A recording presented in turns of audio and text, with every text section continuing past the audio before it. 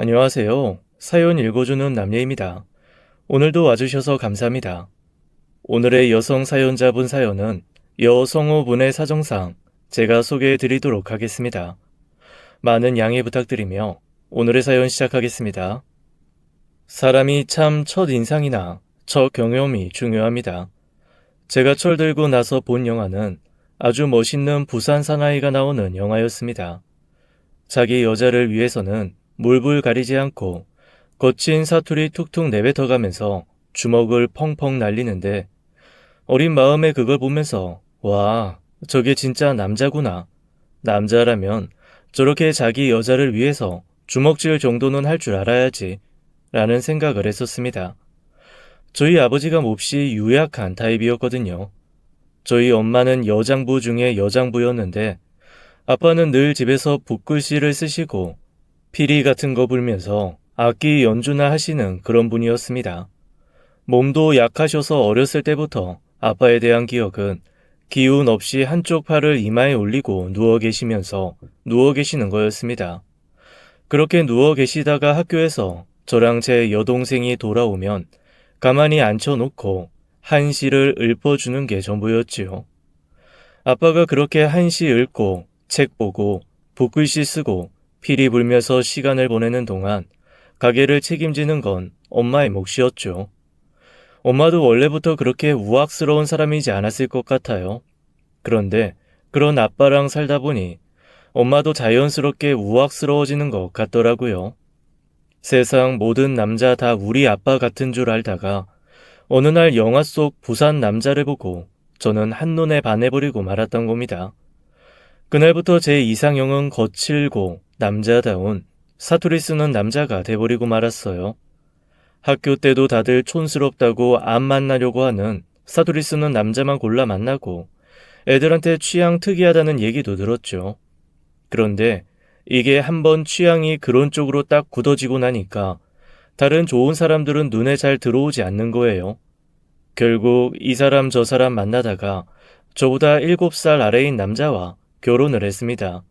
그런데 이 남자 정말로 딱 사투리 쓰고 주먹 쓰는 거 외에는 아무것도 할 줄 아는 게 없는 남자였어요. 물론 결혼할 때는 몰랐죠. 그런 남자인 줄 제가 어떻게 알았겠어요. 제가 제 남편을 처음 만난 것은 조금 창피하지만 가라오케 술집이었습니다.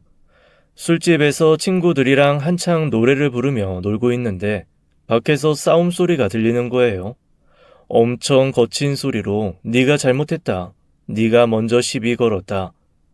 그런데 그 와중에 제 귀에 팍팍 꽂히는 사투리 쓰는 남자가 하나 있었습니다. 가만두지 않겠다느니 뼈를 뽑아서 갈아버리겠다느니 그런 말을 했는데도 하나도 무섭지 않고 그저 설레기만 했습니다. 친구의 만류에도 슬그머니 나가서 그 남자가 어떤 남자인지 봤거든요.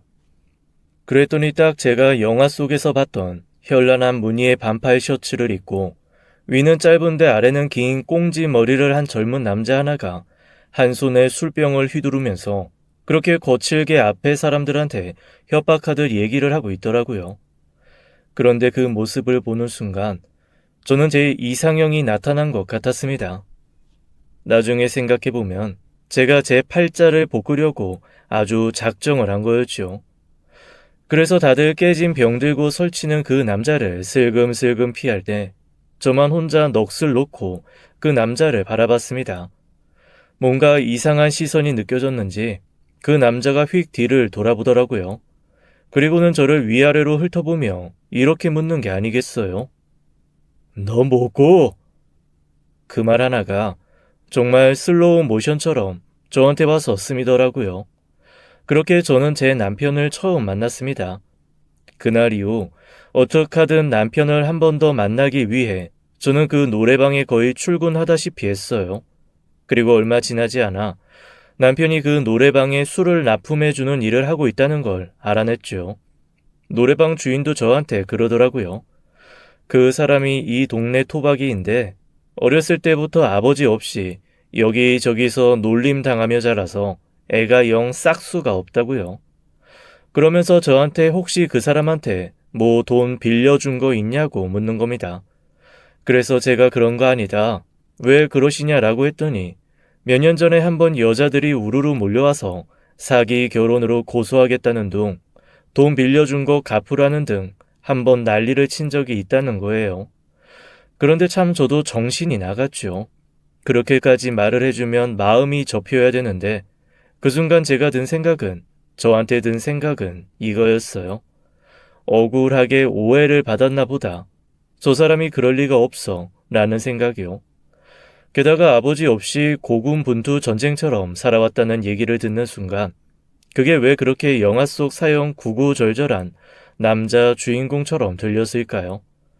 저 사람도 술 마시면 아버지 생각에 눈물 한 방울 흘릴까? 그래도 사랑하는 여자를 위해서라면 물불 안 가리고 달려들겠지. 제가 미쳤죠. 이런 생각들을 하고 또 하며 그 사람을 혼자 짝사랑하기 시작했습니다. 사람이 눈이 돌고 미치면 그 어떤 것도 눈에 안 들어온다는 말이 맞나 봐요. 그 당시 저는 그랬습니다. 노래방 주인이 저한테 걱정돼서 그렇게 전해준 얘기를 저는 한 귀로 듣고 한 귀로 흘렸습니다. 그리고 나중에 제 남편과 사귀게 되었을 때 대놓고 직접적으로 물어봤어요. 정말로 그렇게 결혼을 한 적이 있냐고요. 그랬더니 남편이 예의 그 거만한 그게 무슨 소리냐는 듯한 피식하는 웃음을 지으며 저한테 이러는 거예요. 뭔 소리고? 내는 네 만나려고 이때까지 그 어떤 여자도 안 받아들이고 기다려왔는데 아니 지금 그런 소리가 나한테 나오나? 니는 내가 딴 여자한테 눈 돌렸다는 말 아내 입으로 했으면 좋겠나? 그 얘기를 듣는데 저도 모르게 혼자 또 울컥하고 말았습니다. 혼자 감동한 거죠. 바보처럼. 그래서 조용히 고개를 저었어요. 그랬더니 남편이 이러더라고요. 내 나이도 있고 내도 더 이상 이 여자 저 여자 귀찮다. 그냥 우리 같이 살까? 고마 같이 살까? 그 말이 어찌나 설레던지 엄마 아빠는 그 남자랑 결혼하면 그 즉시 호적에서 파버리겠다고 결혼식도 가지 않겠다고 펄펄 뛰셨는데 한번 고집을 피우기 시작하니까 저조차도 모를 엄청난 고집이 나오더라고요. 저 평생 선비 같았던 아빠가 그렇게까지 화내는 거 본 적이 없거든요. 하지만 끝끝내 모두의 반대를 무릅쓰고 결혼을 강행했습니다. 결혼식은 쓸쓸했어요. 아무도 오지 않았고 제 친구들조차 한 명 제 결혼식에 참석하지 않았습니다. 남편이 저한테 미안해 하더라고요. 그러면서 언젠가 꼭 결혼식에 참석 안 한 사람들이 모두 후회하게 만들어주겠다고 했습니다. 그 말조차 너무 로맨틱했고 마치 세상 모두가 환영하지 않는 금지된 사랑을 저 혼자 애틋하게 하는 것 같다는 그런 생각이 들었습니다. 그런데 세상 일이라는 건 말이죠. 나중에 알고 보니 다 이유가 있더라고요. 사람들이 말리는 데는 이유가 있고 왜 어르신들이 부모 말 들어서 손해볼 거 하나도 없다고 하시는지도 뒤늦게서야 이해가 되었습니다. 처음 결혼해서 몇 개월간은 행복했어요. 나름 로맨틱했습니다. 그런데 그 로맨틱도 돈이 줄어드니까 점점 악몽으로 변해가더라고요. 그나마 제가 조금 모아놓은 돈이 있고 남편보다는 연상이어서 갖고 있는 재산도 좀 있고 했거든요. 그 돈 빼서 살 때는 그래도 평화로웠어요. 그런데 생각보다 남편의 씀씀이가 커서 몇 개월 지나지 않아 제가 가지고 있던 돈이 조금씩 바닥을 보이더라고요. 그래서 제가 남편한테 그랬습니다. 저기, 우리 이렇게 그냥 있는 돈 마냥저냥 빼먹고 살 순 없을 것 같은데 자기 돈 어떻게 벌 거야? 그래도 이젠 좀 제대로 된 직업을 하나 가져야 되지 않을까? 그랬더니 남편이 얼굴을 쫙 찡그리며 저한테 버럭 성질을 내더라고요. 아이씨, 진짜 안 그래도 좀 기분 좋게 어떻게 사업할까 고민하고 있는 사람한테 꼭 그렇게 한마디 해서 초를 쳐야겠나? 그 참 기집애, 말 맞네. 그게 무슨 소리야? 우리 부부야. 앞으로 어떻게 살아갈 건지 같이 얘기하고 논의하고 그래야지. 어떻게 내가 하는 말이 그냥 잔소리고 당신한테 안 좋은 말이라고 그냥 탁 그렇게 얘기해버릴 수가 있어? 그건 아니지. 그 참 시끄럽다. 빼리빽빽 말 맞네 정말. 내 오늘부터 사업 때문에 바빠서 집에 잘 못 들어올 것 같거든. 네가 알아서 저기 뭐 먹고 살든가 친정 가 있던가 네 마음대로 해라. 아니, 그게 무슨 소리야? 사업은 무슨 사업? 나한테 한마디 말도 없이 무슨 사업을 해? 이 가시나가 진짜. 야, 이 남자 하는 일에 일일이 어디서 조를 치는데 내 니한테 뭐 보고해야 돼? 아, 니가 내 사장이야. 웃겨 진짜. 그딴 식으로 쓸데없이 참견하고 잔소리할 거면 저리 꺼져라. 너무 당황스러웠습니다. 내가 알던 나한테 그렇게 로맨틱하게 했던 남자가 맞나 싶은 생각이 들더라고요. 전혀 제가 짐작했던 모습들이 아니었어요. 아니, 입속에 혀처럼 굴며 간도 빼주고 심장도 나눠줄 것처럼 굴던 사람이 어떻게 저렇게 정말 하루아침에 태도를 바꿔서 저렇게 행동할 수 있나? 혹시 저 사람 뭔가 내가 모르는 병이 있어서 일부러 정 떼려고 그러는 건가? 정말 오만 생각이 다 들었습니다. 그런데 한 달, 두 달 시간이 지날수록 저는 제가 정말로 주변 사람들 말을 듣지 않은 벌을 받고 있다는 걸 알게 되었습니다. 동네 사람들이 하나둘 저희 집으로 찾아와서 돈을 요구하더라고요. 처음엔 대체 이게 무슨 소리인가 싶었는데 남편이 저한테 가서 받으라고 했다며 곳곳에서 외상을 한 거였습니다. 적게는 몇십만 원에서부터 많게는 몇백만 원까지 너무 어이가 없었습니다. 그중에 가장 어이가 없었던 건 세상의 정육점에서 200만 원이 넘는 외상을 한 거였어요. 아니, 어떻게 하면 고깃값이 200이 나와요? 대체 뭘 산 거예요? 그걸 산 사람이 알지.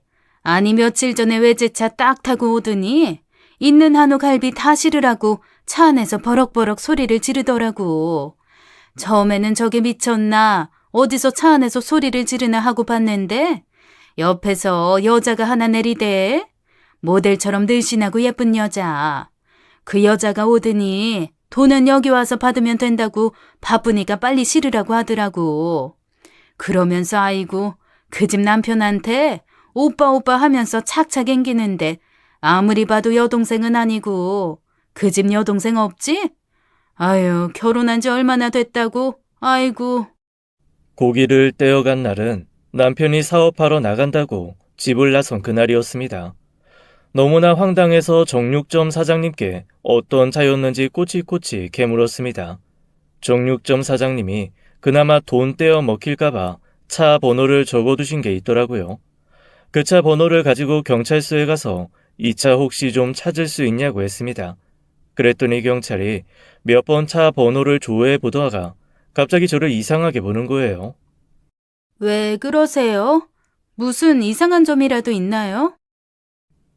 대체 이 차 번호 무슨 관계시죠? 아, 제 남편이 타고 갔다고 해서요. 지금 연락도 안 되고. 저도 아는 건 타고 갔다는 차밖에 없어서 알아보려고 온 거예요. 그래서 저는 솔직하게 남편의 차라고 대답을 했습니다. 그랬더니 갑자기 경찰이 저한테 다가와서 남편의 행방을 물으면서 뭔가 태도가 이상하게 변하는 거예요. 이거 뭔가 이상한 일에 걸려들었나 보다라는 위기감이 확 몰려왔습니다. 경찰에게 이유를 물었어요. 그랬더니 경찰이 해줄 말은 정말 청천벽력 같은 얘기였습니다. 한 달 전쯤 강도상해 혐의로 수배된 사람이 하나 있는데 그 사람이 탈취해간 차가 바로 남편이 운전하던 그 차라는 거예요. 그러면서 저한테 혹시 남편이란 사람이 이 사람이냐면서 제게 사진을 보여주는데 거기에 제 남편 얼굴이 떡하니 있더라고요. 그제야 저는 제대로 된 남편의 정체를 알게 되었습니다. 수배자였더라고요.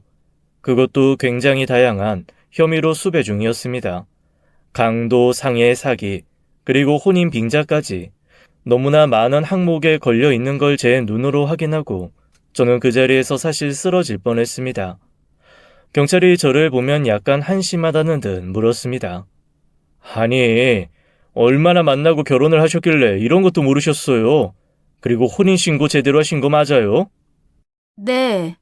혼인신고는 저희 둘이 같이 가서 했기 때문에 제대로 한 게 맞거든요.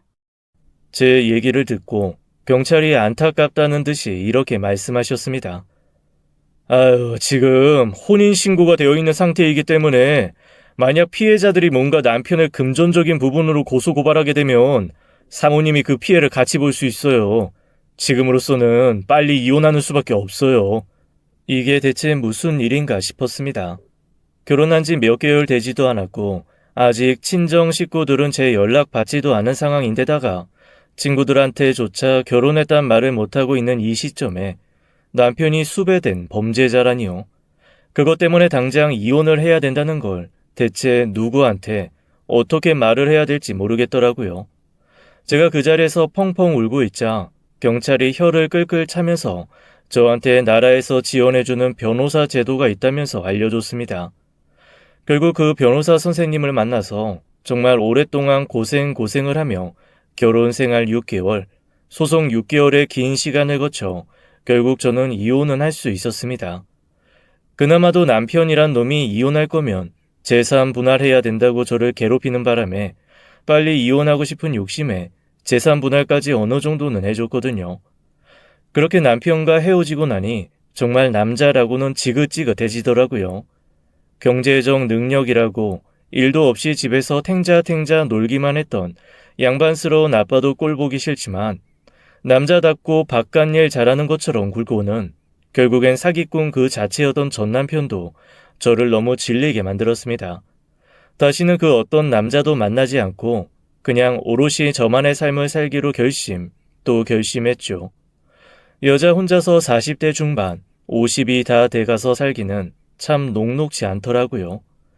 제가 뭔가 재주라도 있었으면 그걸로 먹고 살았겠지만 결혼 전에는 그냥 평범한 회사에서 일반 사무 업무했었고 결혼 후에는 남편 뒷바라지 한다고 집에 들어 앉아서 경력 단절 여성으로 살았으니 제가 뒤늦게 뭘 할 수 있었겠어요.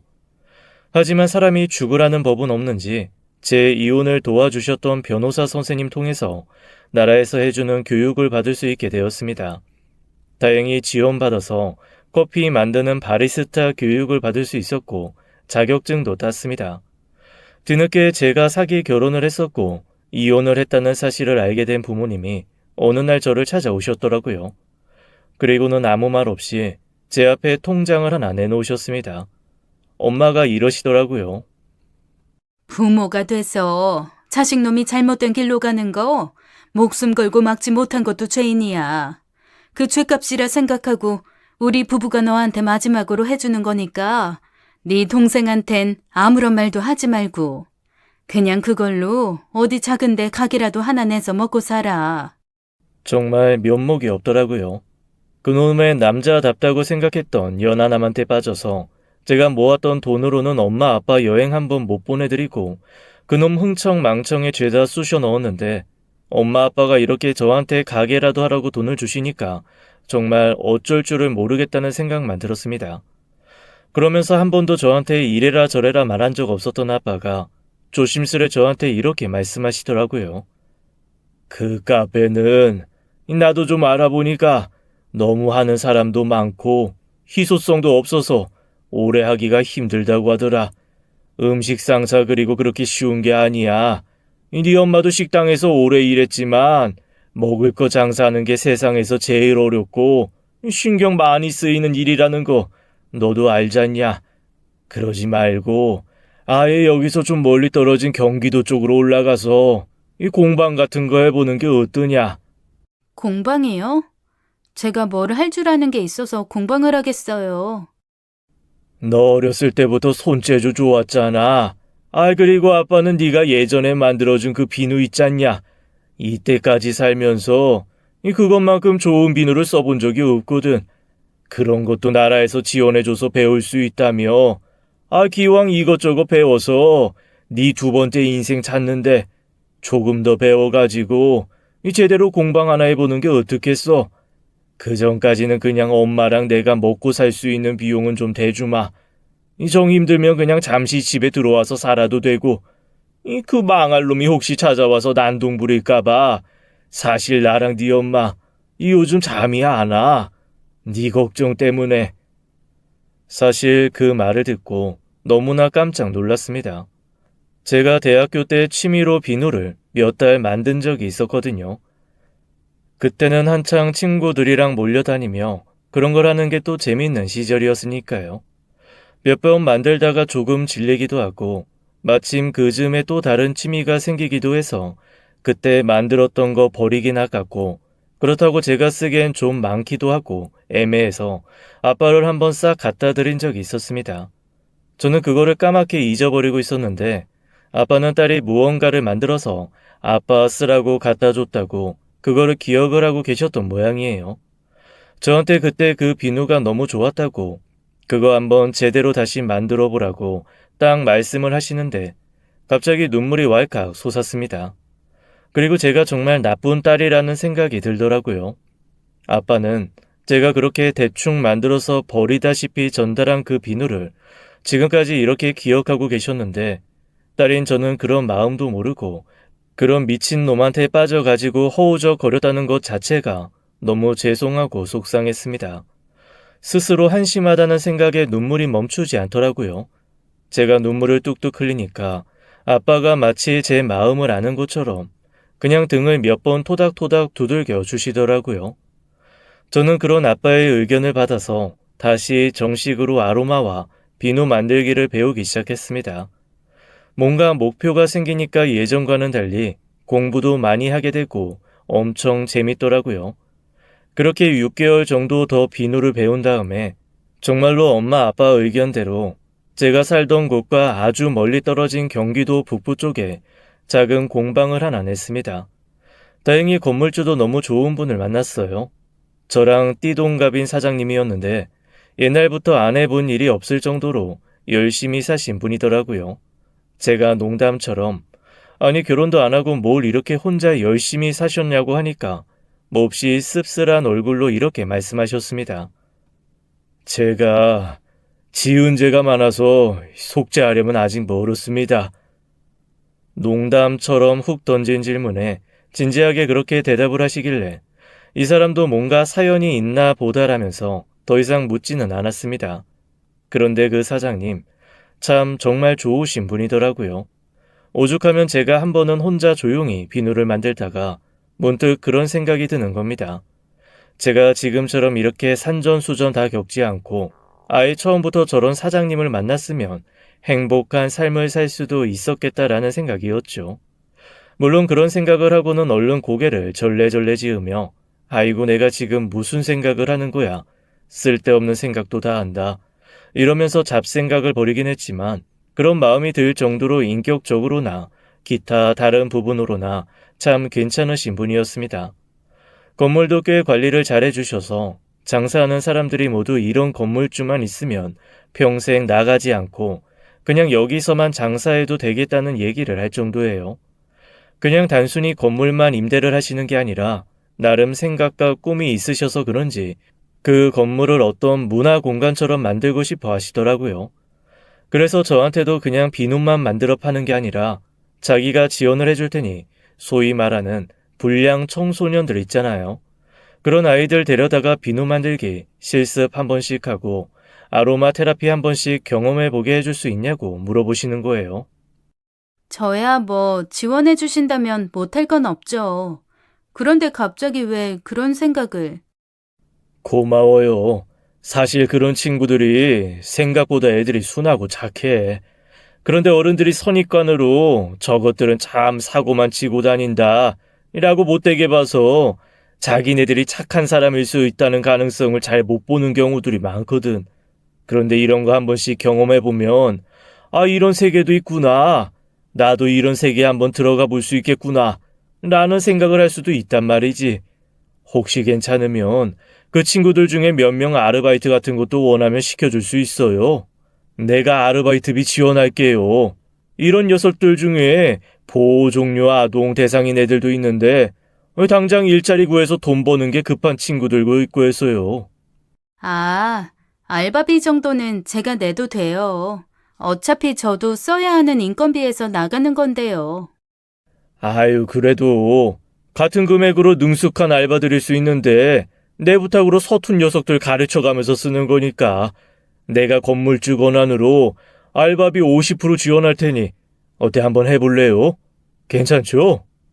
네, 나쁘지 않을 것 같아요. 그렇게 해서 제가 자격증 딴 그 자격증 공부 같이 하는 기회를 마련해봐도 좋을 것 같은데요. 아무래도 이쪽에 관심이 있는 거면 자격증이 있으면 좋으니까요. 아, 그거 정말 좋은 생각이네. 그렇게 공부하면 걔네들도 자격증 딸 수 있는 거잖아요. 아, 나 그 생각은 미처 못했네. 그렇죠. 공부하고 시험만 보면 되니까. 실습도 충분히 할 수 있고요. 그러면 아예 그 자격증반을 운영합시다. 내가 지원도 하고 아니다.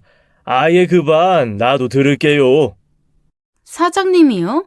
뭐하러요? 왜 굳이 수업까지? 아이 보니까 아로마도 그렇고 비누도 그렇고 일단 좋은 향이 내 안에 들어오니까 기분이 좋아지더라고. 뭐 살면서 배워봐야 나쁠 거 없다는 생각이 들어서 나 배워도 되죠? 아니 무슨 나이 제한 있고 그런 거 아니죠? 내가 매번 간식이랑 커피 살게요. 어?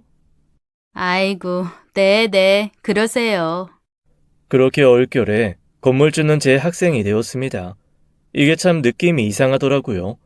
그냥 평범한 건물주와 세입자로 만났을 때는 서로 예의 차리면서 할 말만 해도 그닥 어색함이 없었는데 이게 학생과 선생처럼 되어버리니까 뭔가 더 기묘한 마음이 생기는 거예요.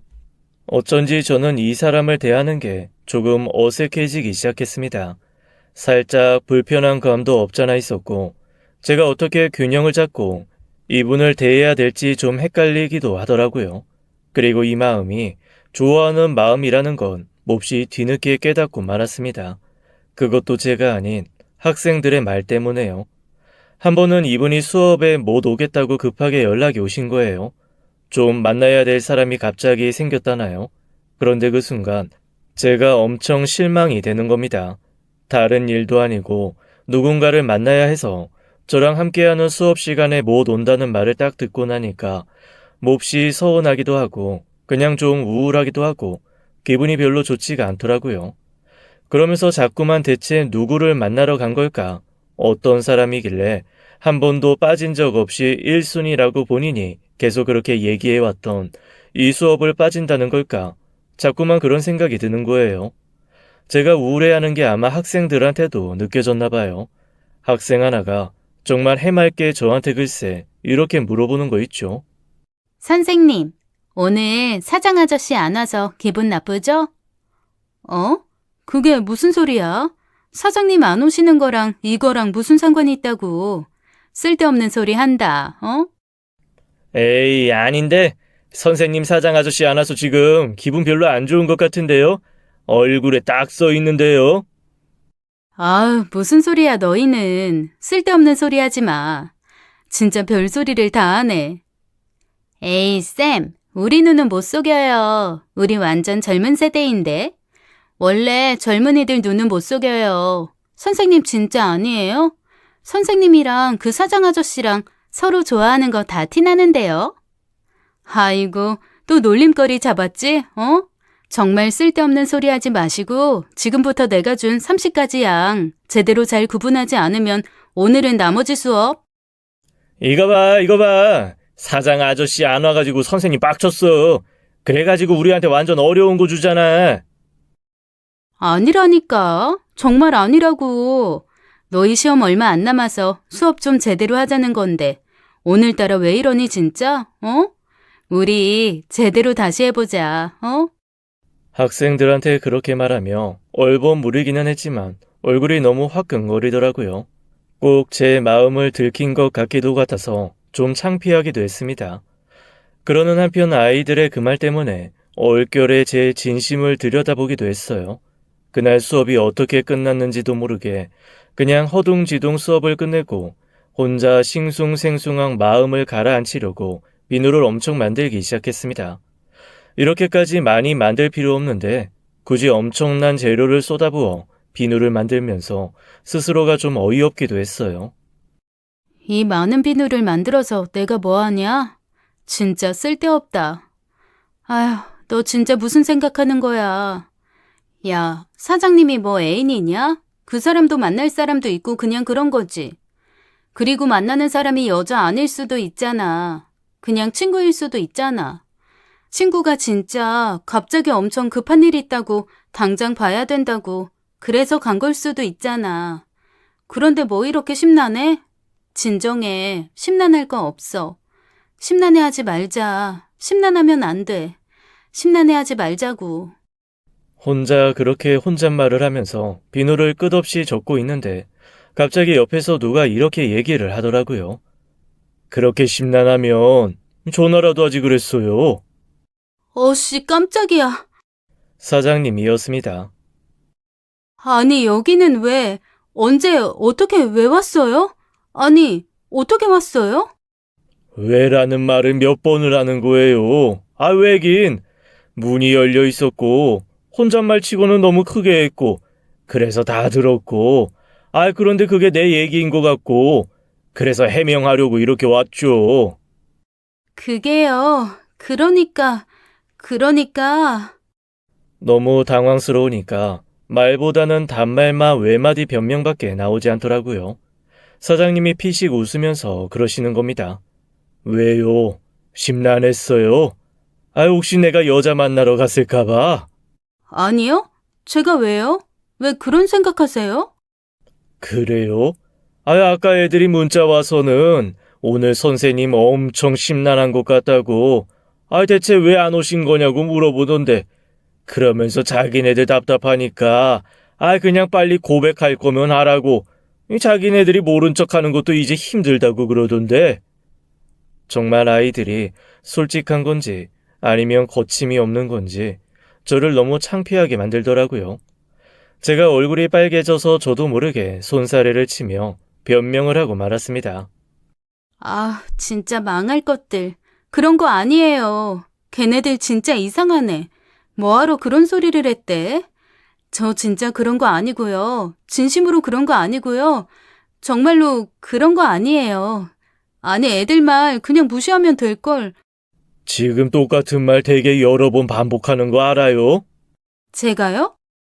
지금 아이 몫이 당황한 것 같은데 솔직히 말해요. 지금 혼잣말로 꾸덜거린 거 아이 내 얘기죠? 더 이상 안 물어요.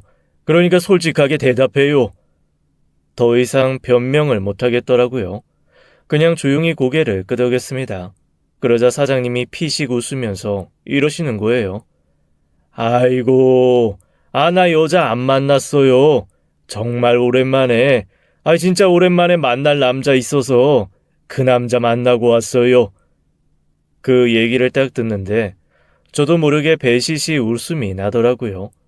제가 그렇게 웃으니까 사장님이 피식 웃으면서 저를 툭 치는 겁니다. 왜요? 아예 안심됐어요. 네? 아니요? 뭐, 안심이라기보다는 제가 안심하고 안 하고 할 게 뭐 있어요. 그냥 만날 사람 만나고 오셨다는 건데.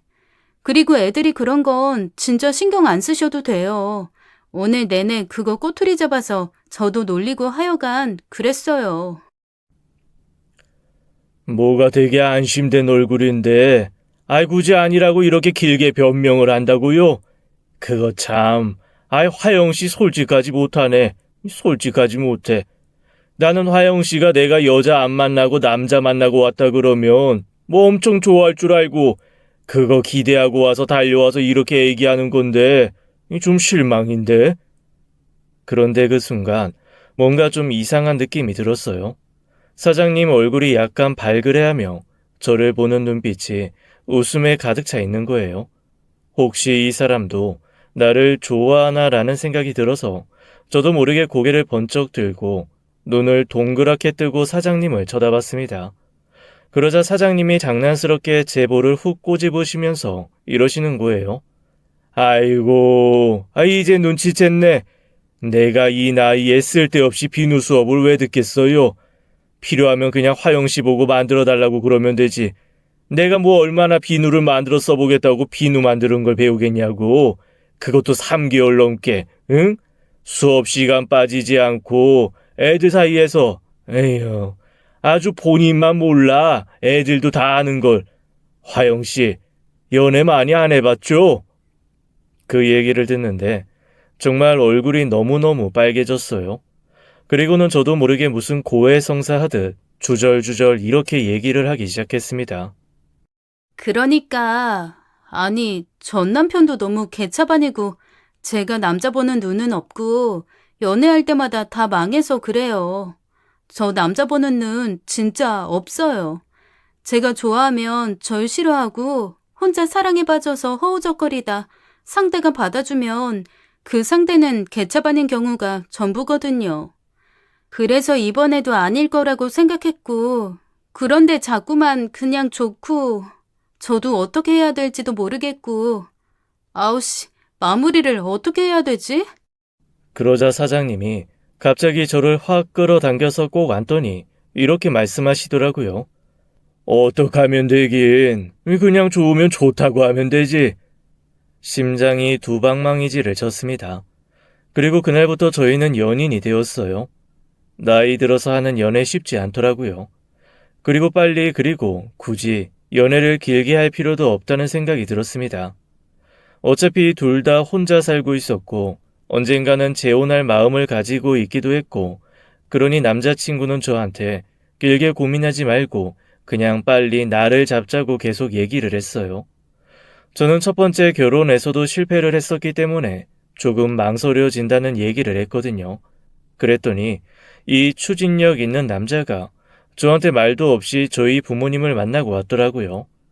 저희 부모님 너무 놀라셨지만 건물주인데다가 한 번도 결혼한 적 없다고 하고, 게다가 저한테 정말 빠져 있는 것처럼 보이니 흔쾌히 결혼을 허락하셨습니다.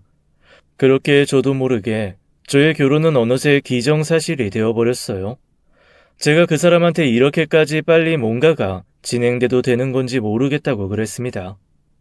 그런데 이렇게 뭔가 빨리 진행해도 되나? 나 잘 모르겠어. 모르긴 뭘 몰라. 이 서로 좋으면 된 거 아니야?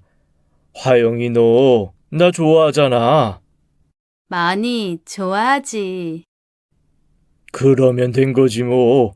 나도 너 좋아하고 너도 나 좋아하고 각자 하는 일 있고, 그렇지. 그러면 된 거지 뭐. 우리 뒤늦게 만난 만큼 행복하게 살자. 아, 그리고 아무리 우리 엄마 아빠는 당신이 만나고 왔다고 하지만 상견례는 해야 되지 않을까? 결혼식은 좀 간소화해도 당신 부모님도 만나야 하잖아. 아, 아직 그 얘기들을 못했구나. 우리 부모님 두 분 다 안 계셔. 형제 자매도 따로 없고. 그러고 보니까 나 당신에 대해서 잘 모르네. 그건 나도 그렇지. 나도 당신에 대해서 잘 모르지. 전 남편 개차반이란 얘기 들었는데 얼마나 개차반인지, 어쩌다가 만나서 결혼하고 이혼한 건지 사실 좀 궁금하기도 해. 이혼은 왜 한 거야? 뭐 다 지난 일이니까 굳이 되새기고 싶지 않으면 되새기지 않아도 되고. 아니야. 내가 왜 남자 보는 눈이 없었다고 한탄했는지 그 정도는 말해줘야지. 그러면서 저는 전 남편에 대한 걸 상세히 말해줬습니다. 온갖 사기죄에 다 걸려 있었던 데다가 저한테도 결국엔 일부러 접근해서 결혼하고 제 재산을 다 가져간 것까지. 얘기를 듣는 동안 남자친구는 정말 한숨을 100만 번쯤은 쉬더라고요. 어떻게 그런 놈이 있을 수 있냐부터 시작해서 저한테 어떻게 그런 놈인 줄 몰랐을 수 있냐까지, 혀 끌끌거림과 한숨까지 아주 손바닥만 안 맞았지 호되게 혼나는 그런 느낌이었어요. 그래서 어머님 아버님이 그렇게 걱정하셨구나. 나도 이상한 놈일까봐. 왜? 우리 부모님 만났을 때 무슨 일 있었어? 내가 처음 찾아갔을 때 아주 경계심이 엄청나시더라고. 약간 뭐랄까, 너는 또 뭘 바라고 왔냐? 그런 눈빛. 그래서 아니 뭘 이렇게까지 하시냐 했거든. 근데 지금 네 얘기 듣고 나니 이 똥물 안 뿌리신 게 다행이네. 아주 똥물 뿌려 내쫓아도 할 말이 없을 뻔했어. 그렇지? 부모님이 정말 질릴 대로 질리셔서 그래. 미안해. 그래도 어떻게 잘 받아주셔서 우리가 이렇게 같이 할 수 있게 됐으니까 감사하지 뭐. 고마워. 그래도 그렇게 먼저 가서 만나주고. 남자친구의 말을 들으면서 저도 궁금한 게 있었던 걸 그냥 물어봤습니다. 그런데 당신은 왜 이때까지 한 번도 결혼을 안 했어? 남자친구가 잠시 머뭇거리더니 이렇게 말하더라고요. 결혼한 적은 없는데 아이는 있어. 어? 그게 무슨 소리야? 아이라니. 내가 고등학교 때 좀 놀았었거든. 막 대놓고 불량 학생처럼 놀고 그런 건 아니었는데, 나도 그냥 사랑에 미쳤던 거지. 동네에 누나가 하나 있었어. 그 엄마가 다방 내지한다고 사람들이 다 무시하고 그랬는데, 아니, 내 눈에는 그 누나가 세상에서 제일 청초하고 가녀린 그런 여자처럼 보였던 거야. 혹시 말레라라는 영화 알아? 말레나? 본 것 같기는 한데 그 남편이 군인으로 징병 가고 남은 여자가 각종 오해 받으면서 살아남는 그런 얘기 아니었나? 맞아. 내가 나중에 그 말레나 보고 거기 꼬맹이 남자애 하나만 유일하게 말레나가 순결하고 남편에게 충성스러운 여자라고 믿잖아. 온 동네 사람들이 몸 파는 여자다, 이 술집 여자다 하고 무시할 때 내가 그걸 보면서 그 당시에 내가 저 꼬마 남자아이 같은 마음이었나 보다 했지. 정말 그랬거든. 그 누나는 그냥 엄마 때문에 오해받는 천사 같은 여자라고 생각을 했어. 그래서 어떡하든 내가 지켜주고 보호해주고 싶다는 생각에 매달리고, 결국 사고를 쳤지. 사고라고 하면 그러니까 그때 아이가 생겼다는 거야? 맞아. 그 누나가 나보다 한 5살 더 많았나? 나는 그때 막 고3 올라간 상태였고, 처음에는 좀 당황했는데, 기왕 이렇게 된 거 고등학교 졸업하자마자 살림 차려야겠다고 딱 마음 먹고 있는데, 그 누나가 그러더라고. 자기가 아이 키울 테니까 평생 양육비 한꺼번에 달라고. 그때 그 누나 얼굴이 잊혀지지가 않아. 아주 돈에 눈이 멀어서 번들번들. 아이 딱 안고 우리 부모님한테 꼭 인질 잡아 협박하는 것처럼 돈 주지 않으면 끝까지 내 인생 말아먹게 할 것처럼 구니까 부모님이 다 기겁을 하셨지. 돈만 주면 사라져서 영영 나타나지 않겠다고 새끼손가락 깨물어서 각서까지 쓰더라고. 우리 부모님이 그때 집 팔고 물려받으셨던 땅 팔고 정말 전 재산 털어서 돈을 해줬는데 그 돈 받고 그냥 사라졌어. 아이는 데려다가 키우려고 아이 두고 가라고 했는데 야반도주 해버렸더라고. 나중에 몇 년 뒤에 수소문에서 찾았을 때는 아이 없이 혼자 살고 있더라.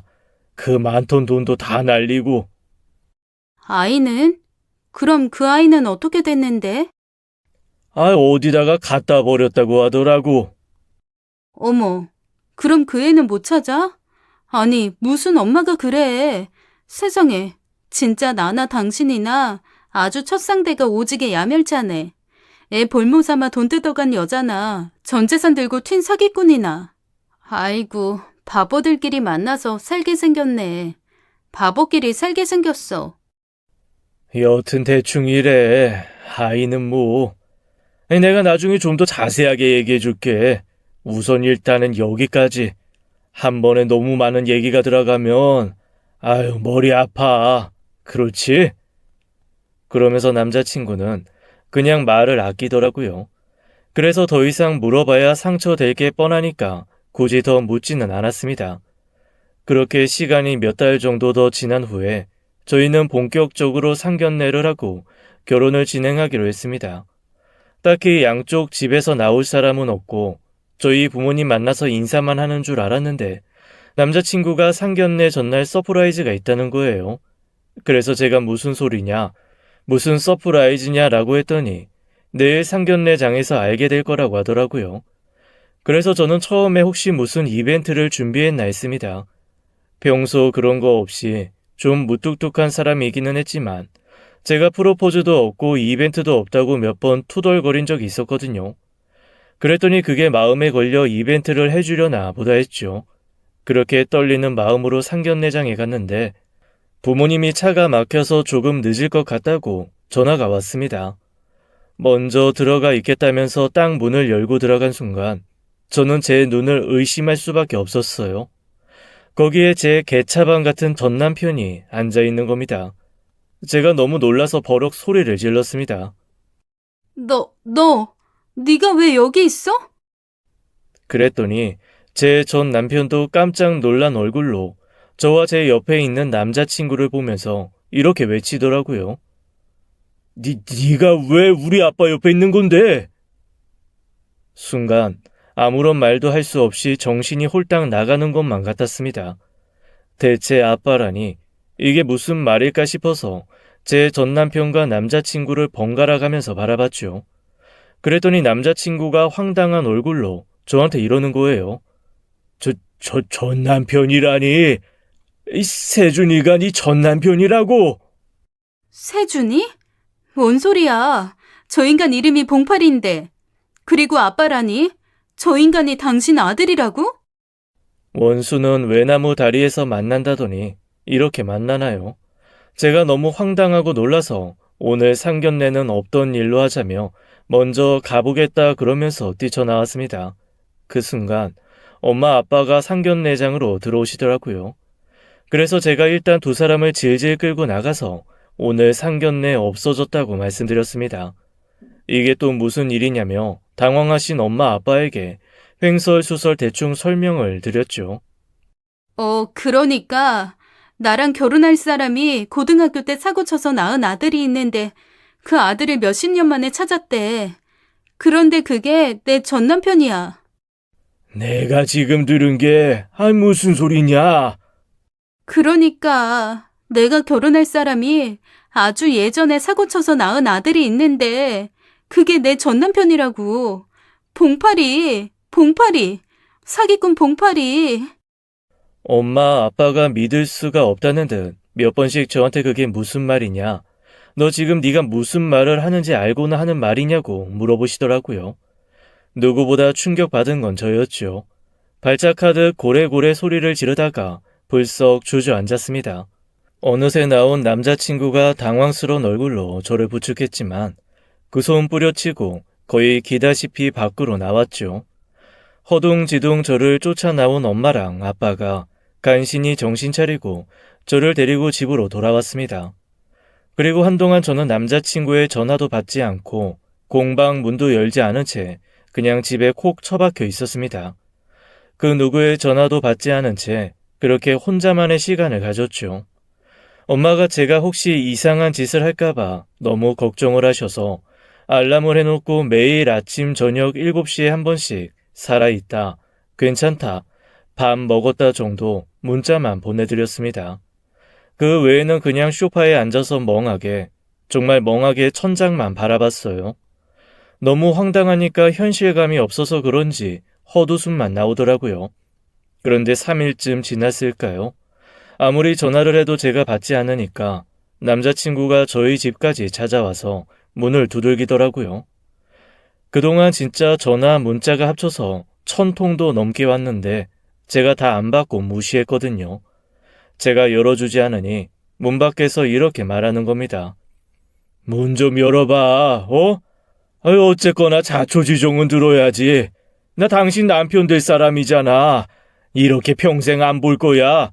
동네 사람들 다 듣게. 나 계속 밖에서 말해야 돼. 문 좀 열어. 그런데 참 이상하죠. 딱 멈췄던 뇌가 그 사람의 남편 될 사람이라는 말에 다시 움직이는 느낌이었습니다. 뭐랄까, 제 마음 한 구석에서는 이 남자랑도 끝이다. 이제는 완전히 혼자다. 라는 각오를 하고 있었나 봐요. 그래서 헤어짐을 혼자 준비하고 있었는데 그 사람이 남편 될 사람이라고 확정해서 말을 해주니까 안심이 되면서 마음이 갑자기 흔들리더라고요. 그래서 헤어질 때 헤어지더라도 일단 자초지정은 듣는 게 맞겠다 싶어 문을 열었습니다. 초췌한 얼굴의 남자친구가 거기 서 있더라고요. 제가 아무 말도 없이 가만히 그 사람을 바라봤습니다. 그 얼굴빛만 봐도 지난 며칠 그가 얼마나 마음고생을 했을지 빤히 보였습니다. 아이고, 아주 물 한 모금도 안 먹은 얼굴이구만. 이 몸도 약하면서 밥이나 제대로 먹었겠어. 남 얘기하고 있네. 전쟁통에 피죽 한 그릇도 못 얻어먹은 사람처럼 볼이 쑥 들어가선 누가 누구 걱정을 해? 그러자 그 사람이 저를 꼭 안아주면서 지난 3일간 있었던 얘기, 그리고 그 전에 아들을 만났던 얘기를 해주었습니다. 내가 당신 수업 하루 빠지고 누구 급하게 만나러 간다는 날 있었지. 기억나. 그날 나한테 좋아한다고 고백했잖아. 그래.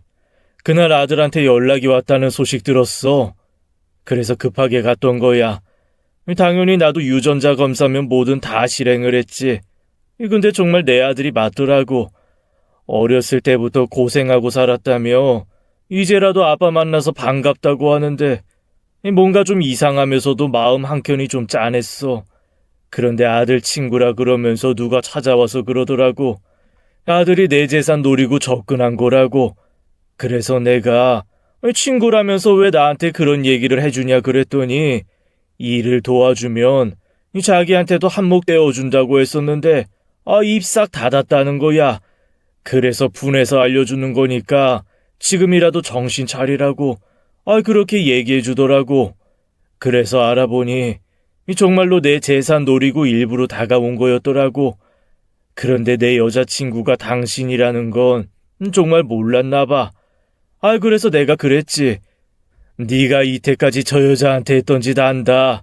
그리고 온갖 사기로 여기저기에 수배 걸려 있던 것도 안다. 지금 도망자 신세일 텐데 다시는 내 앞에 나타나서 재산 얘기 안 한다고 각서를 쓰거나 아니면 지금 당장 경찰 불러서 죗값 받거나 둘 중에 하나 하도록 하자 했지. 그랬더니 감옥 가기 싫었던 모양인지 다시는 안 나타나겠다고 각서를 쓰더라고.